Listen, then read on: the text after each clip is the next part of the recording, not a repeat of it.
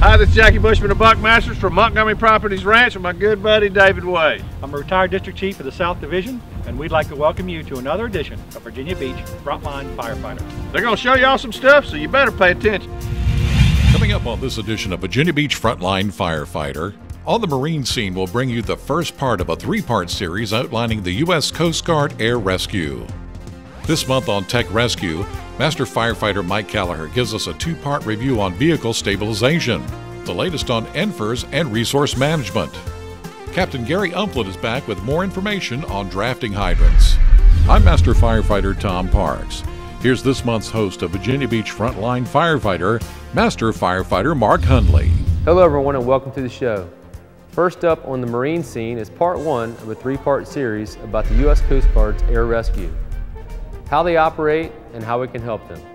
Thanks for making it out here. Again, what we're doing today is we want to familiarize ourselves with the HH-60J Jayhawk that the U.S. Coast Guard uses for our air rescue operations. Because you're on the Lynnhaven Inlet, the Intercoastal Waterway, and offshore, we have plenty of opportunities to work with them. We've been on station with them multiple times for rescues for boats in distress. You guys in the county had the incident where the two guys were found on the channel marker after being stuck out there overnight. The helicopter made the rescue, but the crew was instrumental in helping locate where they were, getting a good idea where they were. So with that, we're going to bring them in today. They should give you a good safety brief. We're going to ask them to provide a safety lecture with the helicopter. We're going to ask them to provide a lecture on what to do if there's a rescue, if something happens to them and we have to help them out of a situation.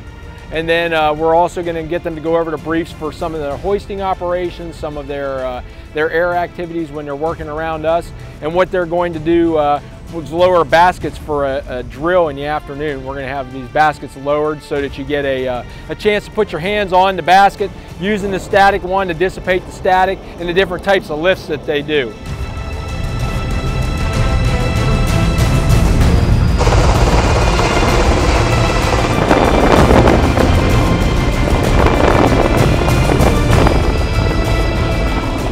I'm Jeff Cowan. I'm the aircraft commander for today. Dan Riley is the other pilot for today, and Jason Menezes is the flight mechanic. Typically on a search and rescue or any other type of operational flight, we're going to also have a fourth crew member, a rescue swimmer, who some of them are EMTs, not all of them are EMTs. So that kind of lets you know the level of care we can provide. We also have the opportunity on occasion to bring with us other Coast Guard healthcare personnel that are EMTs. We can even, with enough notice and prior planning, we can bring an actual doctor, a surgeon, with us. I'm going to talk three things. Number one, we'll talk essentially just about the aircraft, the crew, and the mission, and what we're doing typically out there, what we have with us, and what people we have with us. From there, we'll go into, we'll talk about emergencies. If something happens to the aircraft while we're operating in and around you, what's going to happen with the aircraft, and then what we specifically need help from you in an emergency type of situation. And then for the third thing, we'll go into the actual how does hoisting work, with the idea that eventually we get to hoisting to one of your boats, or even hoisting your people down to a boat, off of a boat, those kind of things. Typical operations we're doing in around the Virginia Beach area. Number one, search and rescue. We've gotten a report of a vessel that's overdue. In other words, they went out and they didn't come back when they should have, so they're missing. To flare sightings, someone reports they saw a flare, a distress signal, and we have to go out and try to find a source for that flare. Mayday calls that we might hear over the radio. If anybody out there hears their mayday call, it gets reported, and typically we will go fly. We call that an uncorrelated mayday, meaning all we heard was mayday. We didn't get any kind of amplifying information. We don't know who it was, what the nature of the distress was, or where they are. But we will still launch and go do a search to see if we can find the source of that mayday call.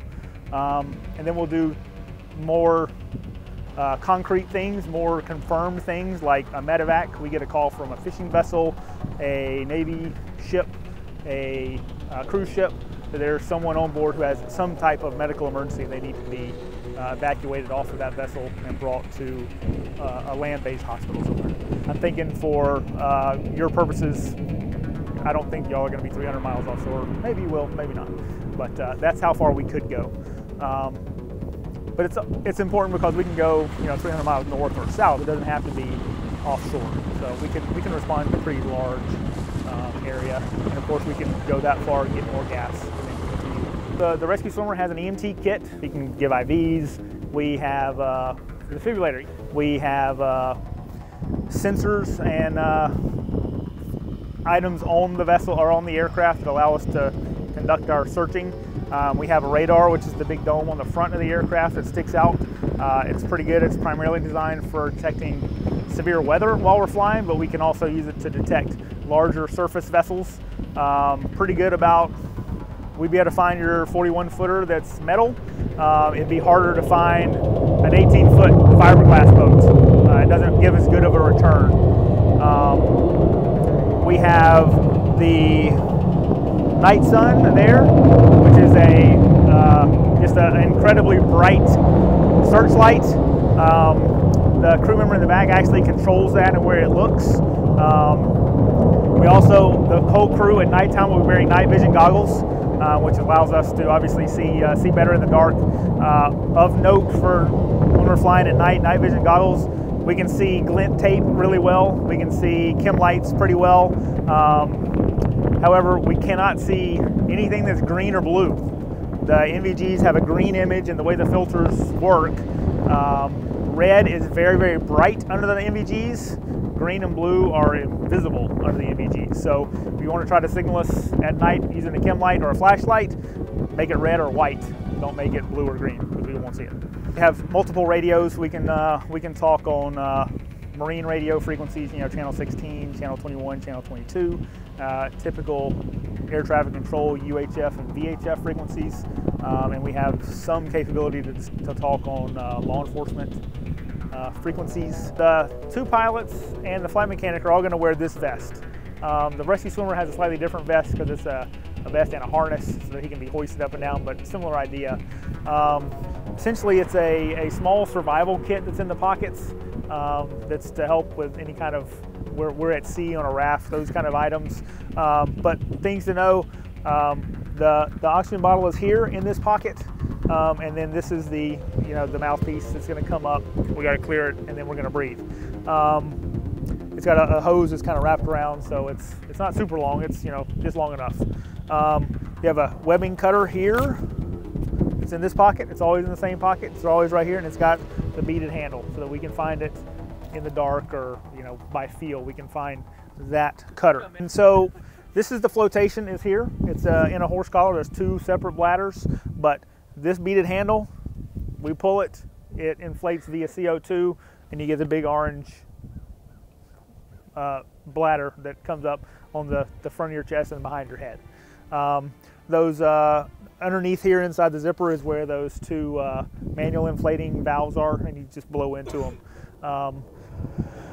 The reason we don't have anything that automatically inflates, like a lot of mariners or boaters have life vests that as soon as they hit the water they inflate. We don't want that, because if we are in the water, in the aircraft, upside down, and that stuff automatically inflates, we now may not be able to get out of the aircraft. We may be floating up against the top of the aircraft and not able to physically get out. So that's why the air crews never wear automatically inflating stuff. If you are trying to pull us from the aircraft while we're underwater, please don't pull that.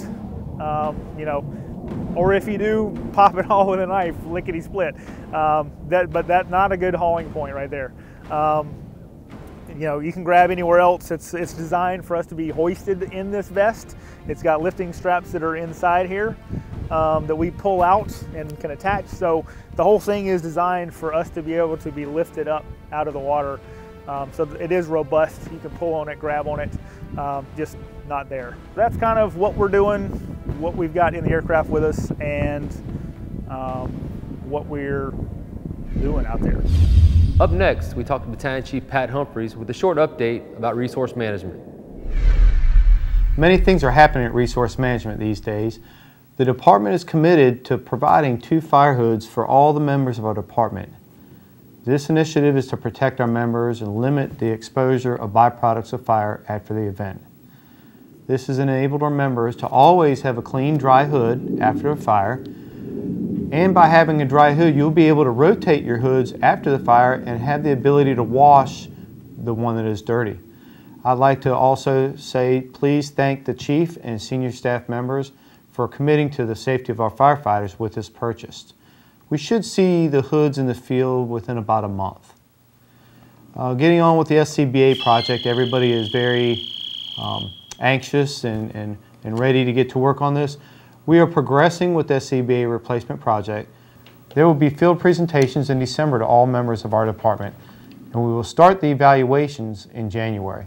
If everything stays on schedule, we should receive the equipment mid-summer and start training soon after. If you have any questions on the hoods or the SCBAs, please contact me via email or telephone. In this segment of Tech Rescue, Master Firefighter Mike Kellerh brings a segment on vehicle stabilization using rescue jacks. All right, today we're going to do a review of the rescue jacks. Part one, we're going to do a vehicle on its side, which we have behind me. And there's a few ways that we can do that, so we're going to go through those. And then part two, we're going to do a vehicle on its roof, and we'll go through a couple ways we can accomplish that also. As you can see, we have our vehicle on its side. You go to an accident, here you have a vehicle on its side. So now, what do I do? All right, the first thing you want to do is we want to make sure that the scene is safe, right? We want to make sure that there's no wires around there. There's fluids, that the fluids are leaking, make sure that they're manageable. If it's a gas line, obviously we need to make sure that we take care of that, address that issue. But the vehicle on its side, it's unstable. So we're talking about an unstable vehicle.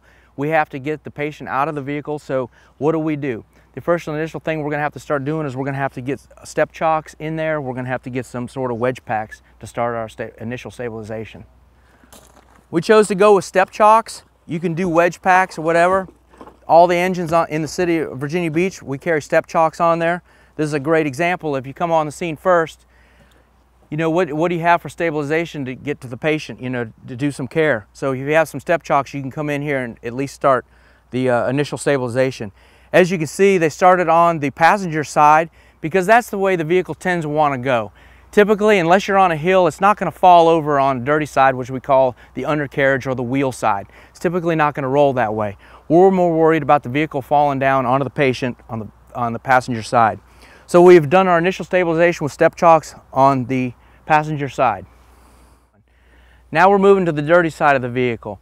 If you do the passenger side first or the dirty side, you know, there's people that will argue, hey, does it matter? Well, it depends on how stable the vehicle is. If you come up here and you have that person doing a safety check and you assign one person, if you have enough people to just put their hand on the vehicle to see how stable it is, if it's going to move or not. If it's pretty solid, doesn't matter which side you start with, that's up to you and that game day decision you're going to make.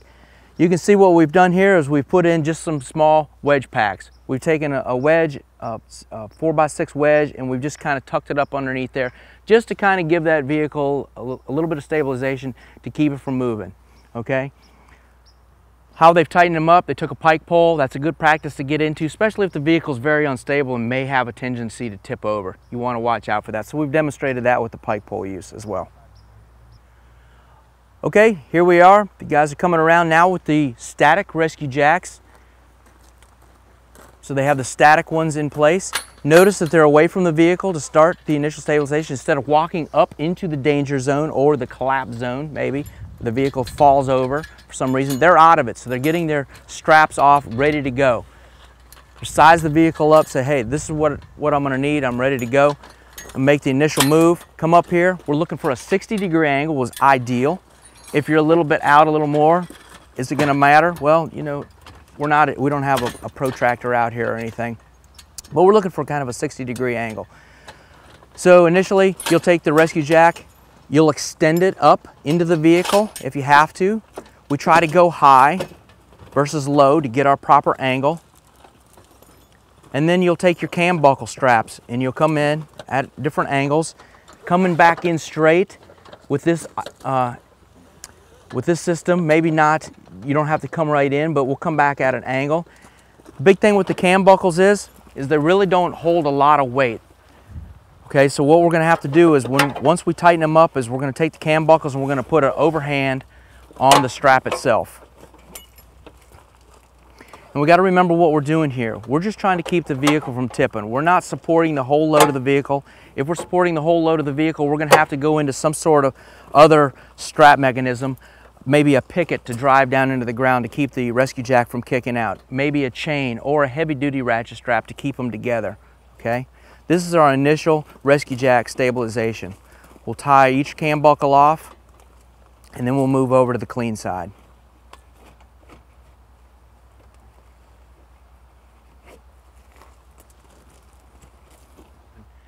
Now that we've got the dirty side with our stacks, we're going to come in with the jack itself. This is the jack that we're going to use. We're going to use only one on this side. And the reason we're only going to use one is because we want to keep this area clear. Remember, we have to get to our patient. So we're typically maybe going to have to take the roof off or at least make an opening in here where we can get the person out. Okay, so we want to keep that in mind. If we came in with all our jacks here and we had everything in the way, then we're going to just be fighting ourselves through this operation. So as you can see, we've moved the jack up, come right up into the A-post. You may have to remove some glass. This vehicle obviously has no glass, so we might have to make a small hole. Maybe you don't have to take it all out because we're in a hurry. We need to get this vehicle stabilized. So we maybe make a small purchase point, be able to bring the jack up, get the jack up into place, and then also down at the bottom of the A-post, we're going to take the strap, the cam buckle strap again, and come back to the jack itself. Again, maybe the glass is here. We're going to have to make another hole, come in here, tie it around the A-post, come back to the jack. Now the one thing we're going to do is we can take that other strap around the other side. It's good practice. Do we have to do that right away? Maybe not, because we're tied right back to the vehicle. But this is a great use of resources here, right here. We have the cam buckle here. We have time. This is what the guy's doing. He's doing the stabilization. He's going to take the time to go ahead and do it right.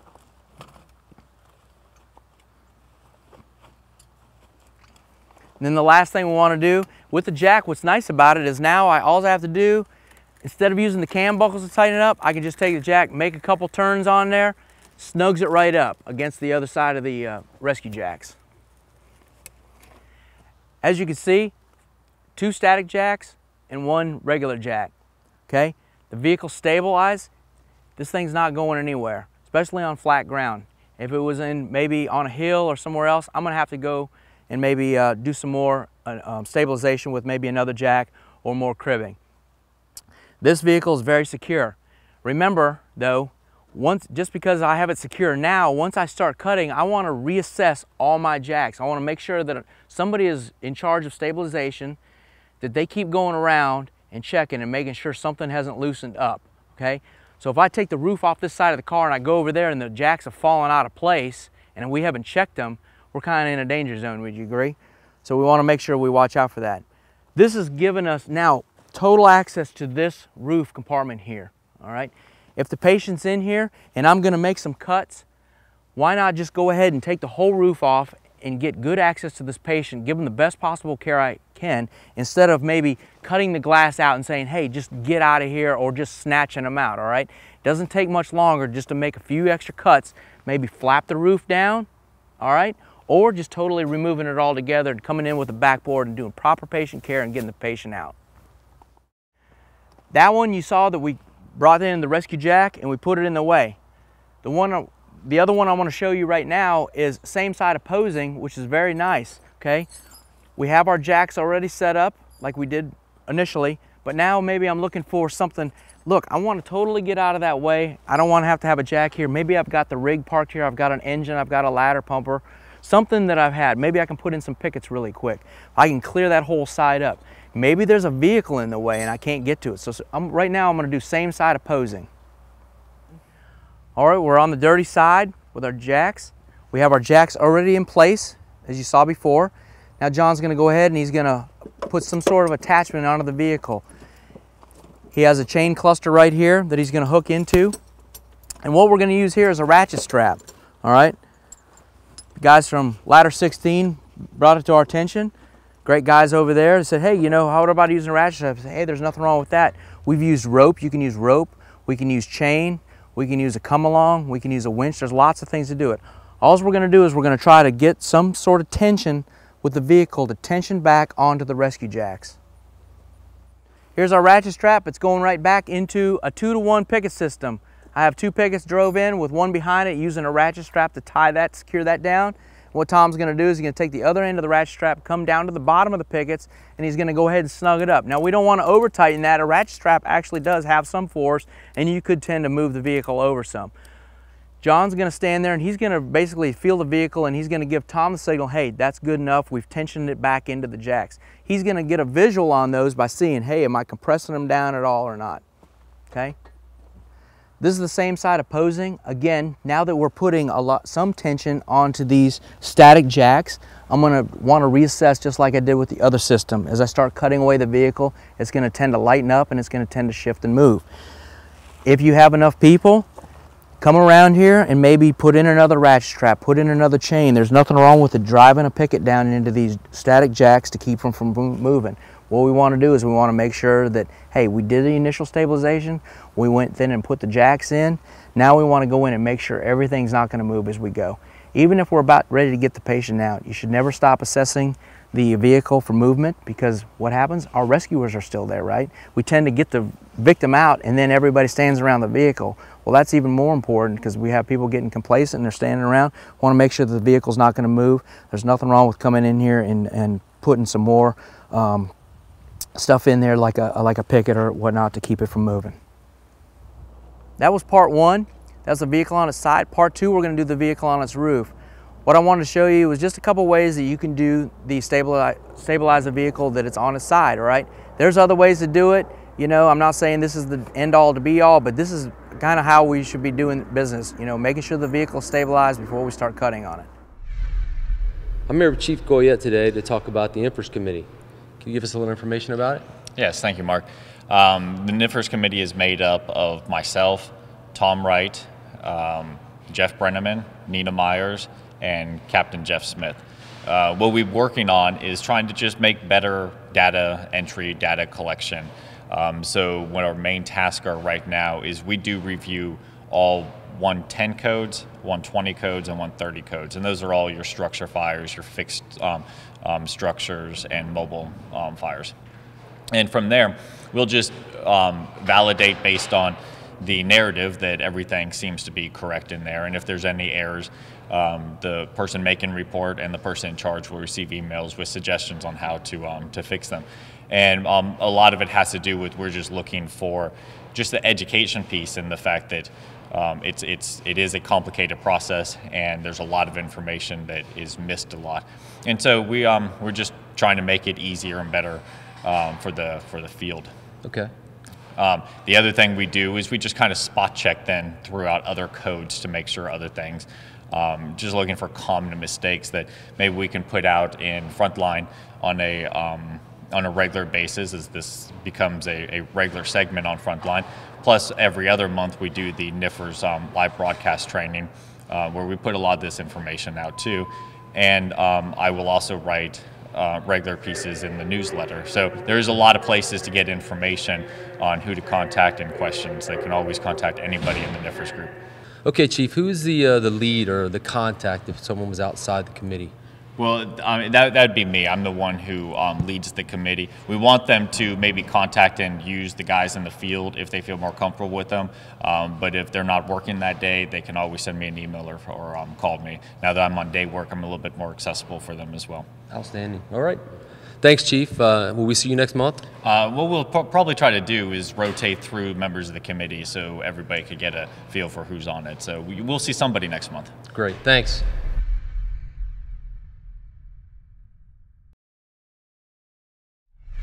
I'm Captain Umflett, and what I'm going to be talking to you in part 2 of the 3 segments we're doing on drafting operations. What you're getting ready to see is we're going to insert a camera inside of these drafting hydrants. One of the things that I want to communicate to you is if you choose to use one of these versus going into the water with our equipment, just be reminded of what's possibly in it. If it's your last resort, you're going to have to use that drafting hydrant. Some of these places you may not be able to get to, and people are getting somewhat of the wrong impression. These hydrants are still in use, and we're going to use them when we have to. So just keep that in mind, and here we go with part 2 of this segment. What we did is we worked with Public Utilities here to bring out a camera.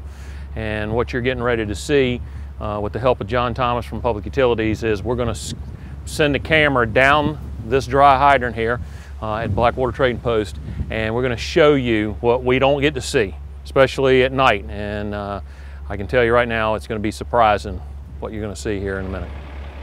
Okay, here we go. We're going to be inserting the camera inside the hydrant. We haven't flushed it at this time. Okay, we've passed through the first 90 and we're going to be heading towards the water level. There's two 90-degree bends in there. So now this is the water level that we're looking at. Right here we're guessing anywhere between 6 to 8 feet of lift. Now it's passed through the water and we're moving on down, and we should be hitting the second 90-degree bend. And as you're looking, you're seeing all the roots and stuff like that that we're running into that's inside this pipe that we don't see. Now we've made the turn and we're heading down out towards the water. The first thing we encountered was a busted joint, and we're still sending the camera out, and what you're seeing, you can see all the backwash right here. It's nothing we can do about that because the hydrant has not been flushed. And we're coming up to our first hole, and we're passing over that. When we go to flush this later on, you'll see the water coming out. Here's our second hole that we're passing over top of, and we haven't got to the strainer yet. And you can see all the debris that it's stirring up as we're going down here. We're trying to take it slow. Remember, we're going through over 50 foot of pipe. Now we're moving into where the strainer's at. That, unfortunately, there was some aquatic life. Probably came in through that large hole back there. Now we're coming up to the strainer. We're actually in the strainer, and we're going to get ready to bottom out, and you can't even see it. Okay, and now we're preparing to flush the hydrant. Something we do for our maintenance, and we're hooked up and we're flushing the hydrant out as we speak. You can see out there in the water where it's coming out at the end, and if you notice over there to the right, back towards the bottom of the screen, you're seeing a second water coming out. That's a break in it. Now it's all cleaned out. We're going to insert the camera back in. You'll notice how clean the pipe is now. Got a little murky water right there, but as the camera turns, it will start clearing up. And we're going to pass on along in here, and you'll see that right there is the first broken joint that we just passed over. And we're going on down. You can see the line in the pipe where the camera rode along before when we couldn't see with all the sediment that was in there. Now the pipe's good and clean as best we can. There's another hole we're passing over right now, and you can see it coming up, and we're going over top of that. Something we wouldn't know about, but that would suck mud or whatever in it. You can see right here we've got another break. You can see it right off to the screen, and then we're going to be entering into the strainer here shortly, which now we are, and we've bottomed out. And we're at the very end, and you can see the strainer, which you couldn't see before. You can see how clean it is. You can see the holes, just like the strainer that's on the end of our suction hoses we got on a fire truck. And we'll back it out just a little bit. And I'm surprised this setup is over 30 years old, and the strainer is in excellent shape, as you can see. As you witnessed here through the videos, we did two procedures. We actually sent the camera down first, which you got to see that, and a lot of mud, a lot of debris and stuff like that. And then what we did is we took the tanker and we flushed this, something you normally would not do when we came here for a fire, because we wouldn't be wasting precious water. Basically, what's going to happen is you're going to show up here, you're going to run blind, because the maintenance on this hydrant, you know, it varies. Thank you for viewing this segment. The next segment, we're going to be traveling down south to talk about the adapters, some drafting tubes, some lengths, stuff like that. If you have any questions, you can contact me here at Company 20, Cap Mumflet. Until next time. That's it for this edition of Virginia Beach Frontline Firefighter. As always, if you have any comments or suggestions on our program, contact Kirk Kellerhals at the email address on the screen. Please like us on Facebook, watch us on YouTube, and follow us on Twitter. I'm Master Firefighter Mark Hundley. See you next time.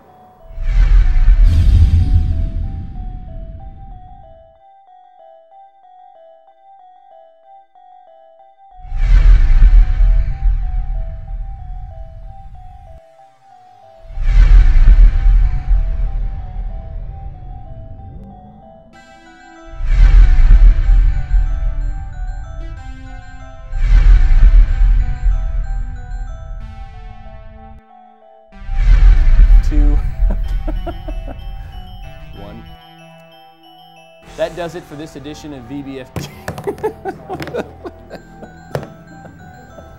Really? Yeah. I feel like Letterman. I just, you throw it and yeah, that'd be cool. Hi, I'm Captain Austin, Virginia Beach Fire Department's Marine Response Team, and welcome to this edition of Virginia Beach Frontline Firefighter. Hi, I'm Captain Austin, Virginia Beach Fire Department Marine Response Team, and welcome to this edition of Virginia Beach Frontline Firefighter. Wow, Danny, that was amazing.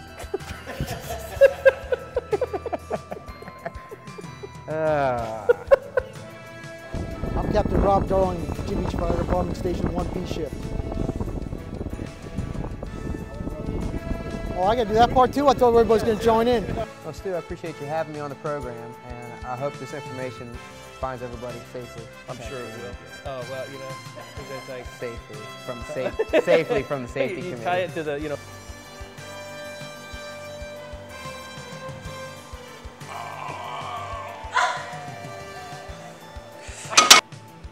We're currently in contact with Mueller to address some of the... That's right, take it right out.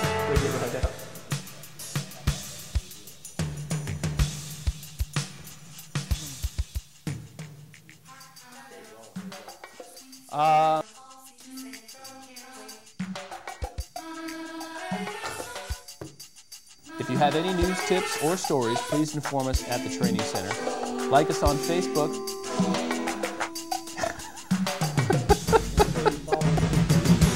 Right? Would you write that in there so I don't have to think? Because thinking is not my strong suit, apparently.